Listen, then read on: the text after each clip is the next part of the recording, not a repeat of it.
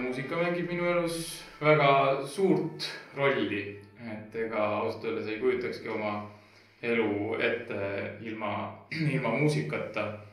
Et eks muusikast rääkimine ongi selline ühest küljest keeruline asi, kuna muusika ise on nii palju võimsam minu meelest kui sõnad, et seda nagu sõnades väljendada, et mida mulle üldse minu jaoks muusika tähendab, on väga raske, aga mida ma küll kindlalt tunnen, on see, et ma olen lihtsalt väga-väga tänulik, et üldse muusika kui selline nähtusena eksisteerib ja et minul on olnud võimalust muusikaga väga elavalt kokku puutuda juba lapsest peale, kas siis kooris lauldes või trompetit mängides või hiljem koori juhatades. Et minu jaoks näiteks kooriproov kui selline on üks kõige põnevam mäng kui selline oma kindlate reeglitega. Nii et muusikat võib öelda ka mänguna ja ütleme, helilooming kui selline on üks väga tore võimalus üksi mängida ühte väga-väga põnevat ja mitmetasandilist mängu. Nii et muusikat ma tajun ühest küljest mänguna ja ka keelena, milles siis väljenduda ja suhelda nii-öelda teiste kaasteeliste hingedega.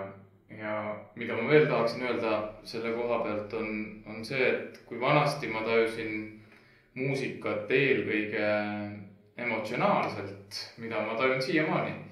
Aga et nüüd viimasel ajal on tekkinud huvi sellise muusika mingis mõttes nagu reaalse või matemaatilise olemuse vastu. Hämarusel ja muusikal on minu jaoks väga isiklik side nii-öelda.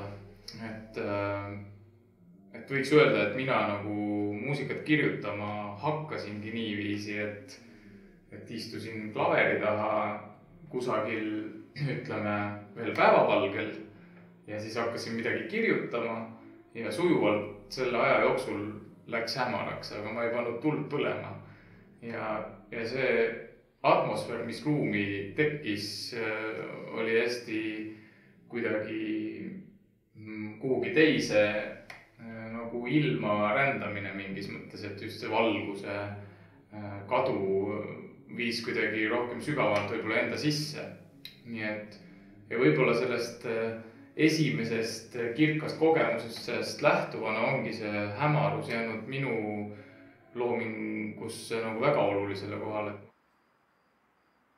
Esimese nagu seosena tekivad pähe Eesti heliloojad, et ega nüüdismuusikat kirjutatakse ju igal pool maailmas, aga võib-olla on see siis lihtsalt, ilmselt ongi seetõttu, et ma olen ise eestlane, siis ma olen rohkem kokku puutunud Eesti nüüdisheliloojatega, aga ma pean ütlema, et minu meelest on meie väikse riigi kohta meil ikka äärmiselt palju põnevaid heliloojaid ja et võib-olla see vorm, kus läbi mille minuni nüüdismuusika võib-olla kõige eredamalt on jõudnud tänasel päeval on selline vokaal-instrumentaalne suurvorm.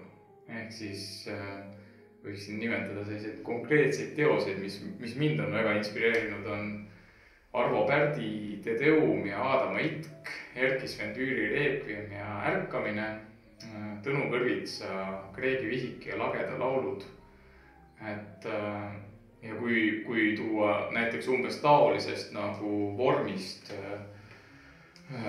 nagu nii-öelda maailma nüüdismuusikast näide, siis meenub näiteks James Macmillani Seven Last Words on the Cross. Et kuidagi minu jaoks vist olles palju kirjutanud koorimuusikat, just selline vokaal-instrumentaalne suurvorm nüüdismuusika helikeele võimalustes on võib-olla see, mis mind tänasel päeval kõige rohkem inspireerib.